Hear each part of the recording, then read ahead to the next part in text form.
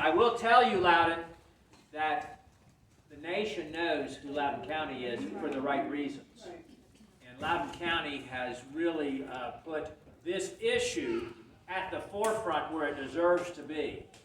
And as I talk to my colleagues in the House of Representatives from around the country, they know where Loudoun County is, and they know what's happening in Loudoun County.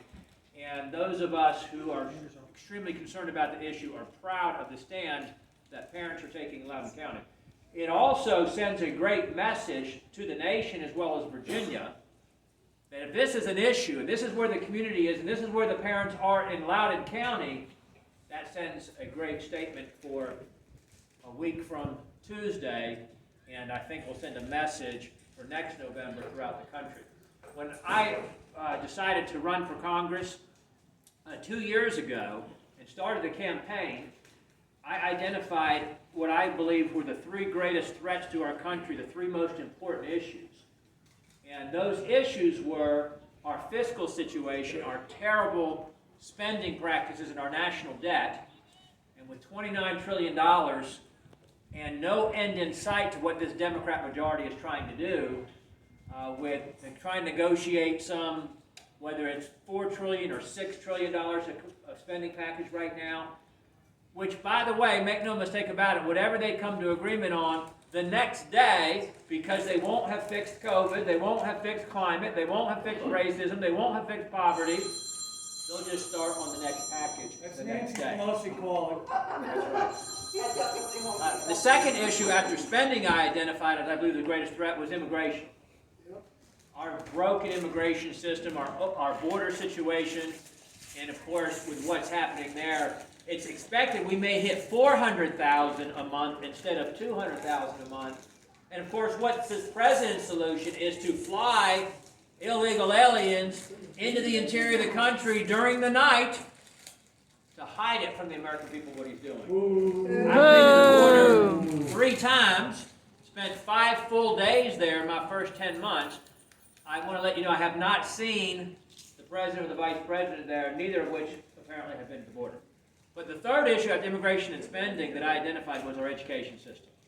And I can tell you all 3 of those issues, I am more convinced now than I was 2 years ago after being 10 months in Washington, that those are critical issues. The reason why I believe that education was such a critical issue was, number one, it is literally the future of our nation, our young people.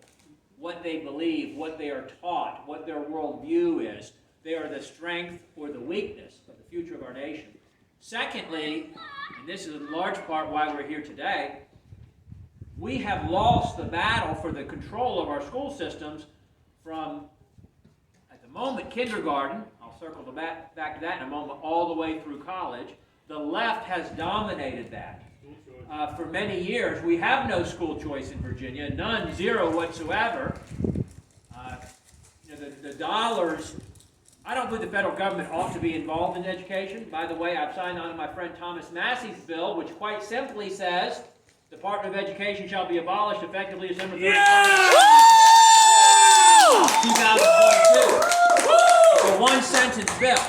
Hallelujah! However, that is a uphill climb in this Congress, even with the Republican side, let alone the Democrat majority. So in the meantime, while I don't believe the federal government ought to be involved in education, someone show me the constitutional justification for that. But the dollars that are spent currently ought to go through the parents. And the parents ought to be able to sign off on how those dollars are spent, whether it's the public school of their choice, or the private school of their choice, or the home school of their choice, or what have you. But the threat is growing even greater, by the way, in this terrible, terrible spending package that's being negotiated right now, basically Bernie's budget package. It's not the Build Back Better. It's the Break Back Bankrupt package. It's Bernie's package. It's AOC's package. But within it is not only free community college, which, by the way, is just a gateway to free college, and understand that to mean free state-controlled, government-controlled college. What will that do in the marketplace to private schools, faith-based schools, when parents are choosing between free government college or private college? And the same thing with the preschool daycare that they want to have as well that's in the package. Faith-based institutions will not be eligible for that. So your church-based, faith-based institution the parent will be deciding between the free daycare, free preschool, child care through the government, or to pay for private faith-based. In addition, it will require that workers in those facilities have college degrees, which is an attack on home-provided daycare, child care system, because the government wants control from womb to tomb, from 2 through secondary education as well. You know, I read this somewhere, but I don't know who to give it credit to because I saw it, but I'll echo it. I would rather our schools were governed by the first 7 ticked off parents in line at the next school board meeting than the 7 that typically govern our school system. Let's take our random choice, our random chances with the first 7 ticked off parents rather than the 7 that we have allowed to be elected. Because even in conservative communities, and I've attended 8 or 9 school board meetings over the last couple of months, and even in our conservative counties, the school boards do not reflect the communities. The school boards are part and parcel of of enabling and empowering the teachers' unions and the school administration. They just rubber stamp whatever the administrators and the school systems want. That's why it's so important to vote. It is so important to vote. It's so important for us to show up and watch and hold them accountable, require transparency. That's the silver lining of the past year and a half or two, that parents have become more aware, more engaged in what's happening in the schools. So we've got to show up and hold them. It's not a one-time thing. Secondly, we need to run and have our people running, parents, citizens running for school board, not just those chosen by the school establishment, if you will. I've advocated, this freaked out because I spoke at a school in nearby Rappahannock County a week or 2 ago. And in addition, telling them I was taking questions. I didn't really give much of a speech. I just was there to talk with them. And we did an outdoor event because I was not going to wear a mask in the school. I'm adamantly saying it's child abuse to put masks on kids for 8 hours.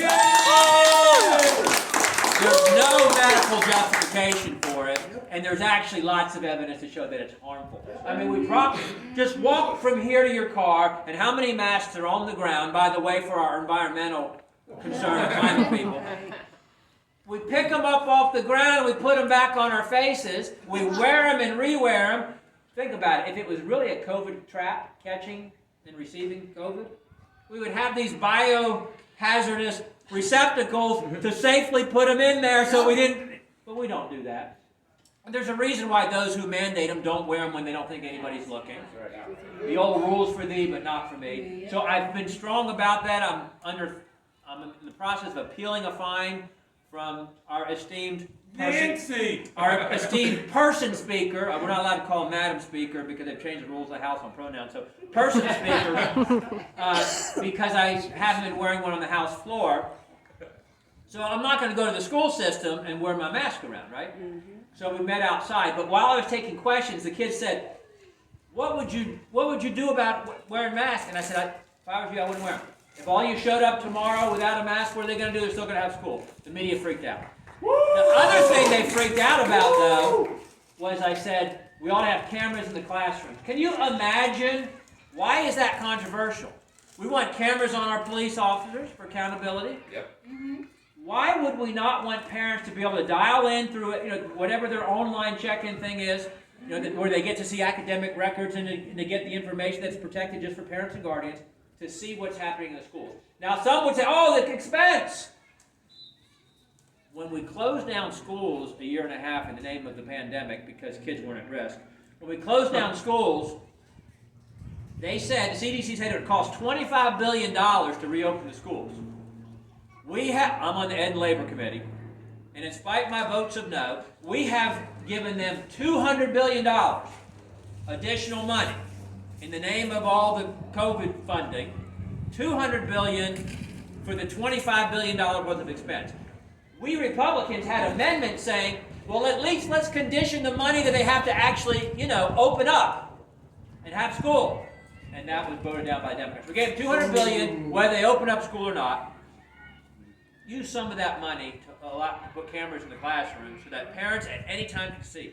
Don't you think it might impact what's taught in the schools and the philosophy which is used in the schools and the policies and so forth if they knew that parents could be or were watching at any time? That's what happened during the shutdown. That's right. We were watching exactly right. what they were Parents getting were saying, taught are you and kidding saying, what me? the heck are they And that's what's happened. Yeah. So we come to the issue of critical race theory, or whatever name under which that philosophy or ideology is taught, by the way. And they, oh wait, that's pretend, that's make-believe, that's not really an issue, that's a college theory somewhere. Then why are they so angry when we say we don't want it taught in our schools? Right. We were at one of our counties meetings, and the administration said, we don't teach critical race theory, we teach culturally responsive teaching. And I thought, why would you use something that has an acronym of CRT, by the way? You'd think you'd get more creative than that. But it doesn't matter what it's called. And by the way, more than 5,000 teachers have signed a petition promising to teach CRT whether or not it's outlawed or not. They must think it exists. The largest teachers union has promised legal support to defend teachers who teach it when it's outlawed in their school system. Working on education labor, I can tell you the education department has absolutely conditioned some funding on schools teaching critical race theory ideology. We had the privilege of, responsibility probably I should say, of questioning Secretary Cardona in the Education Labor Committee, and we challenged him on that. We also challenged our military. It's not just schools. It's permeating the corporate world. Many of you know that from your workplace. The military. The reason why this administration has labeled concerned parents as domestic terrorists is because this administration believes the greatest threat to America is Americans. Ooh. They have told our military the greatest threat to the country, in addition to climate, is white supremacy and racism in the military. What they really mean, this wokey administration, which is, by the way, why I did not vote for the NDAA, National Defense Authorization Act, the funding to give them $800 billion no matter what they do, screw up Afghanistan, don't stand up to China, don't stand up to Iran, have these wokey ideologues leading our military now. By the way, Defense Secretary Austin, the House gave him an exception. He didn't meet the 7 years of retirement to become Secretary of Defense after he had left the military. They voted to give him an exception, and the justification was we needed him to purge racism from the military. We probably have some veterans here. I did not serve. I have great admiration for those who do. The military will tell you that, like sports, they were far and away ahead of the rest of our country in merit-based integration and advancement, as evidenced by the late Colin Powell, Secretary Austin, even today, which is how it should be. But they imagine what the real goal there is in the military and in law enforcement is to purge them of conservatives, patriots, Trump supporters. And I submit if that happens to law enforcement and the military, what will we be left with? Because I suggest the percentages are pretty strong on the conservative side of those who step up and serve in those positions. But critical race theory, they'll say, oh, you don't define it. We define it, absolutely. It is literally defining people based on race. It is separating people based on race. It is viewing everything through a racist lens. Critical theory, of which critical race theory is just a variation of critical theory. Critical theory is how you frame the narrative, how you explain why things are what they are. An example of it is the 1619 Project that says the country was founded in 1619 when the first slaves came, not 1776 when declared our independence. Those of you who are pretty good at math know that was some 150 years before 1776. We were not a country yet. That was not America when the slaves first came. And of course, America did not invent slavery. I have my Bible in my car, and I read about slavery from going back 5,000 years ago. It exists around the world today. The difference is we are the only nation in the history of the world where the majority population went to war with itself at great cost to free the minority population. We are also the only nation in the history of the world. The danger of CRT is the way it divides our kids, separates our kids, victims and oppressors and so forth, based strictly on race, which is kids, not how kids see themselves and not how parents want their kids to be seen. The danger and the lie and the deception of it is it denies the progress we have made as a nation. Exactly. That the framework that our founders established provided the ability for us to come closer to realizing that we are all created equal and endowed with certain inalienable rights, life, liberty, pursuit of happiness, that framework in our founding documents was made possible by our Constitution that does not exist in the rest of the world. And you look at our nation, where else in the history of the world can a minority rise to the highest office of the land, despite being, in my view, extremely unqualified, and despite, in my view, doing an awful job getting reelected, because the nation didn't care what he looked like. And that's what America is. Nowhere else in the world can that happen. That someone can rise and essentially accomplish the most difficult task. A child says, I want to be president someday. A young lady, a young man says he wants to do that. That's quite aspirational. And we saw that happen with Barack Obama twice over. And I remember in 2008, after he got elected, the media quickly said, this doesn't mean we've become a post-racial society. Well, it doesn't mean that we're perfect, but it means a lot. It means we've come a long way. Because all of us, even those of us who didn't agree with them on any position, didn't agree with them on ideology, we felt good about the fact that this showed who we are as Americans. Exactly. And we're not the same country that people like me grew up in 40, 50 years ago as young kids. Thank God the country has changed. But critical race theory denies that, because the left must hold on to division, separation, racism, dependency, and critical race theory is just one more tool. And it's so important, and I'm so thankful to be aligned with folks like you, to be doing our part. We have sponsored 2 bills that deal with critical race theory. One is our civil rights bill that says it is a violation of a student's civil rights to separate them or treat them differently based on their race in the schools when you're receiving federal funds. Yeah, that's right. So thanks for letting us be with you today. I'm here with my wife Tracy, Hi, 33 Tracy. years. Chris Shores leads our political team. Glad to have Chris Shores with us today. Chris Shores is safe. But thank you for what you're doing. Thanks for knocking on doors. This election is critical that we win all 3 races.